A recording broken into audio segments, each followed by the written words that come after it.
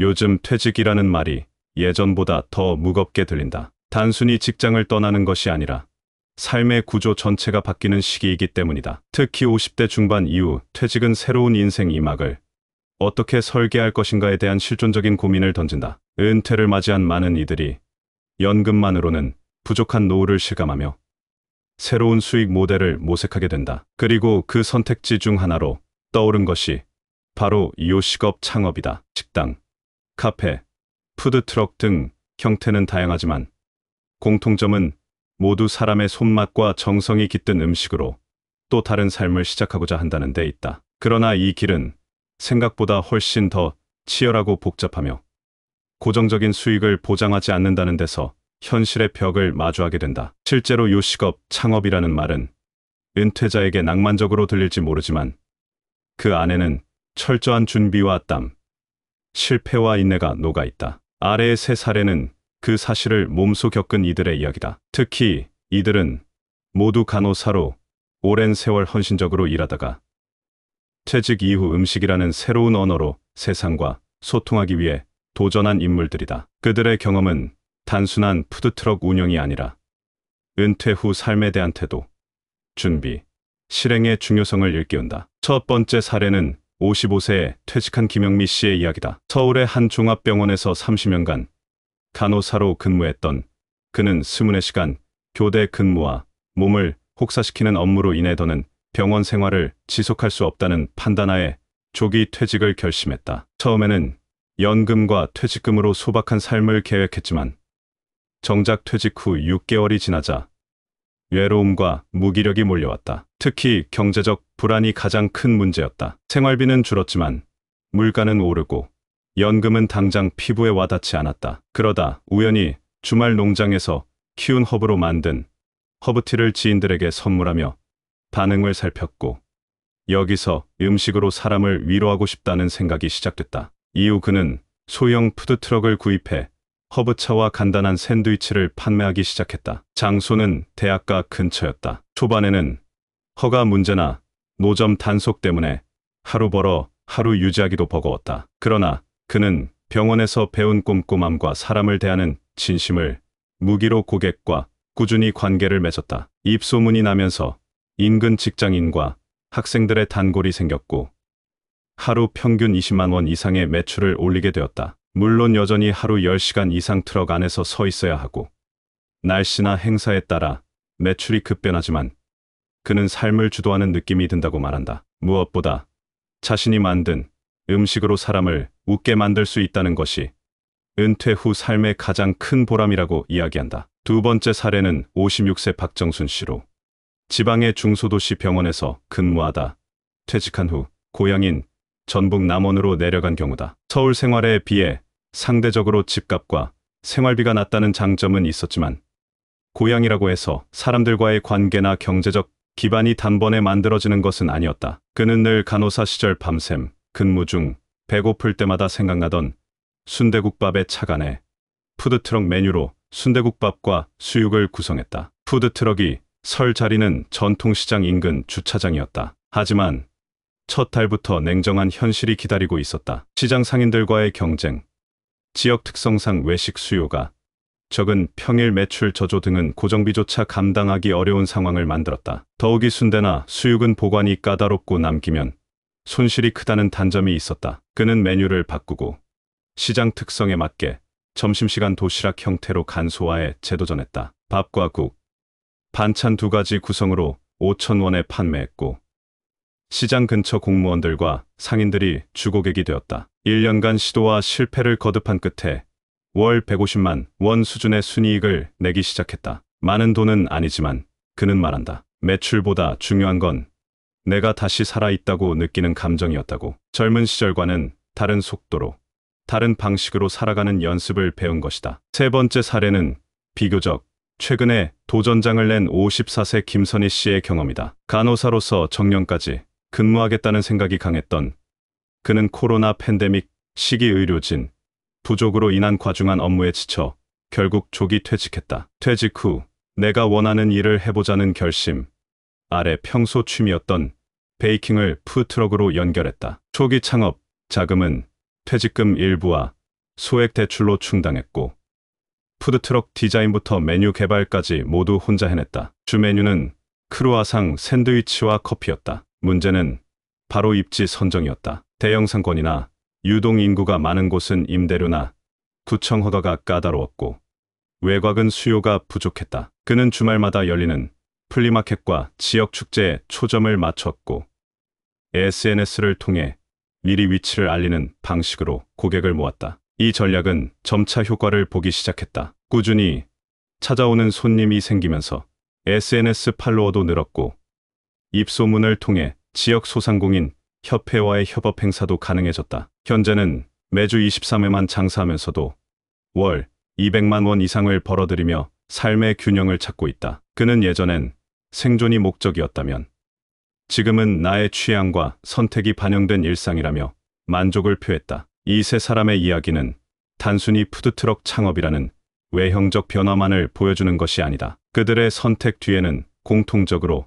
퇴직 후에도 계속해서 나로 살고 싶다는 열망이 있었다. 간호사라는 타인의 삶을 지키는 직업에서 음식으로 타인을 위로하는 존재로의 전환은 그 자체로도 의미가 크다. 다만 이 과정이 결코 쉬운 길은 아니며 준비 없는 도전은 오히려 더 큰 상처를 남길 수 있다는 경고도 내포하고 있다. 요식업 창업.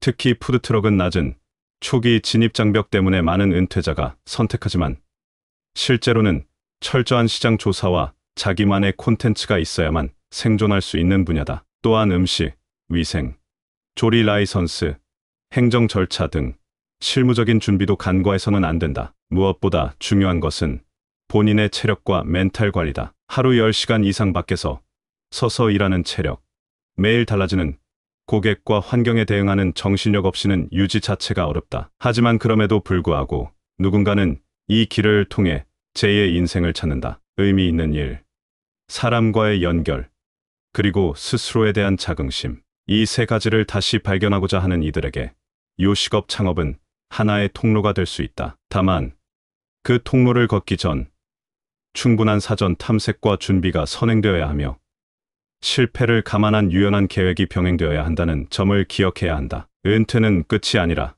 방향 전환의 시작이며 그 방향을 어떻게 잡느냐에 따라 삶의 질은 크게 달라질 수 있다. 푸드트럭을 선택한 이들의 사례는 그 선택지 중 하나가 될 수 있음을 우리에게 조용히 이야기해준다. 은퇴하고 요식업 창업을 꿈꾸는 분들이 생각보다 많다. 특히 푸드트럭이라는 형식은 소자본으로 시작할 수 있고 장소에 따라 유동적으로 움직일 수 있다는 점에서 매력적으로 보인다. 그런데 막상 시작하려고 하면 어디서부터 어떻게 준비해야 할지 막막하다는 이야기를 많이 들었다. 이번 칼럼에서는 실제 푸드트럭을 창업한 3명의 간호사 사례를 바탕으로 은퇴 후 요식업 창업을 고려하는 분들이 꼭 알고 있어야 할 현실적인 조언들을 정리해보려 한다. 먼저 요식업이라는 선택 자체에 대해 다시 한번 생각해보자. 많은 사람들이 음식 장사는 누구나 할 수 있다고 생각한다. 평생 집밥 해먹던 솜씨를 믿거나 한두 가지 자신 있는 메뉴로 시작할 수 있을 거라는 기대를 품기도 한다. 그런데 이게 막상 장사로 들어가면 이야기가 달라진다. 음식 장사는 음식만 잘한다고 되는 일이 아니다. 장소 선정, 재료 수급, 고객 관리, 마케팅, 심지어 행정 절차까지 모두 신경 써야 한다. 특히 푸드트럭은 일반 음식점과 달리 도로 점용 허가, 차량 개조, 이동 판매에 따른 관할, 구청의 규제 등 행정적인 장벽이 훨씬 높다. 그러니까 창업을 고민하는 시점부터 실질적으로 부딪히게 될 문제들을 하나씩 리스트업해서 준비하는 게 중요하다. 둘째는 체력이다. 푸드트럭은 어찌 보면 음식 장사 중에서도 체력적으로 가장 힘든 방식일 수 있다. 새벽부터 재료를 준비하고 트럭을 몰고 장사할 장소로 이동해야 한다. 장사 시간은 대부분 길고 서서 일하는 시간이 많다. 날씨에 따라서 상황은 더 가혹해진다. 비가 오면 손님이 줄고, 더운 날은 트럭 안이 찜통이 되며, 추운 날은 손이 얼어 재료 손질도 쉽지 않다. 특히 50대 중후반 이후 체력이 예전 같지 않은 시기에 이런 일을 한다는 건 결코 만만한 일이 아니다. 따라서 본인의 건강 상태와 실제 작업 환경을 충분히 고려해야 한다. 단순히 하루 매출이 얼마다 하는 수치보다도 이 일을 꾸준히 할 수 있는지, 감당 가능한 범위인지 먼저 판단해야 한다. 셋째는 초기 투자 비용과 수익의 균형이다. 푸드트럭은 일반 음식점에 비해 창업 비용이 적다고 알려져 있지만 그것도 어디까지나 상대적인 개념이다. 푸드트럭 한 대를 개조하고 허가받는 데만도 적게는 몇백에서 많게는 1,000만 원이 넘는 비용이 든다. 여기에 조리기구, 인테리어, 주방 설비, 차량 점검 등 초기 비용이 붙고 매일 들어가는 재료비와 소모품 비용까지 더하면 은근히 지출이 크다. 반면 수익은 초반에는 거의 없다고 봐야 한다. 매출이 어느 정도 오르기까지는 시간이 걸리고 단골이 생기기까지는 최소 몇 달은 버텨야 한다. 이때 버틸 수 있는 자금 여력이 있는지가 중요하다. 사례에서 나온 분들도 대부분 퇴직금 일부나 소액 대출을 통해 초기 자금을 마련했고 안정적인 수익이 나오기까지는 몇 개월에서 1년 가까이 걸렸다. 수익은 물론 중요하지만 처음엔 손해를 감수할 각오도 필요하다는 점을 미리 인지해야 한다. 넷째는 메뉴 구성과 차별화 전략이다. 요식업은 경쟁이 심한 분야다. 특히 푸드트럭처럼 길거리 음식은 매력이 뚜렷해야 손님을 붙잡을 수 있다. 흔한 메뉴나 평범한 맛으로는 입소문이 나기 어렵다. 그렇다고 너무 낯설거나 복잡한 메뉴를 하면 조리 시간이 길어지고 회전율이 떨어진다. 사례 중 한 분은 허브차와 간단한 샌드위치로 승부를 받고 또 다른 분은 시장 맞춤형 도시락으로 방향을 틀었다. 이처럼 자신의 취향과 경험을 살리되 타겟 고객의 취향과 지불 의사도 고려해야 한다. 너무 욕심부리지 않고 하나의 메뉴에 집중해 품질을 높이고 고객과 관계를 맺는 방식으로 접근해야 한다. 다섯째는 외부 활동과 홍보 전략이다. 장사라고 하면 보통 가게만 열면 손님이 찾아올 거라고 기대하기 쉽다. 하지만 푸드트럭은 위치가 유동적인 만큼 손님이 언제든 떠날 수 있다는 점에서 일반 매장보다 훨씬 적극적인 홍보가 필요하다. SNS는 이럴 때 강력한 도구가 될 수 있다. 내 푸드트럭의 위치, 메뉴, 운영 시간 등을 꾸준히 올려서 사람들에게 노출시키는 것만으로도 단골 확보에 도움이 된다. 축제나 플리마켓, 지역 행사 같은 외부 활동에도 참여해 노출을 늘려야 한다. 사례 중 한 분도 플리마켓 참여와 SNS 운영을 병행하면서 고정 고객층을 확보할 수 있었다. 특히 은퇴 이후 인간관계가 줄어들며 생기는 외로움과 단절감을 푸드트럭 장사를 통해 어느 정도 해소할 수 있다는 점도 주목할 만하다. 여섯째는 마음가짐이다. 은퇴 후 창업은 단순히 돈벌이 수단이 아니라 인생의 재설계이기도 하다. 이 일이 반드시 대박을 내야 한다는 압박감을 갖기보다는 새로운 삶의 방식으로 받아들이는 자세가 필요하다. 실패할 수도 있다는 걸 인정하고 작게 시작해서 서서히 확장하는 유연한 접근이 중요하다. 또 일하면서 만나는 사람들과의 관계, 손님과 나누는 작은 대화, 스스로 만든 음식을 통해 얻는 자긍심 같은 것들이 단순한 수익 이상의 만족을 줄 수 있다는 사실을 기억해야 한다. 그 만족이 하루하루 삶의 의미가 되어준다면 푸드트럭 창업은 단순한 생계수단을 넘어서는 역할을 할 수 있다. 끝으로 꼭 강조하고 싶은 건 이 모든 과정이 절대 혼자만의 싸움이 되어선 안 된다는 점이다. 관련된 창업 지원 제도, 소상공인 교육 프로그램, 푸드트럭 협회나 커뮤니티 등 도움을 받을 수 있는 자원을 최대한 활용하자. 혼자서 모든 걸 해결하려다 보면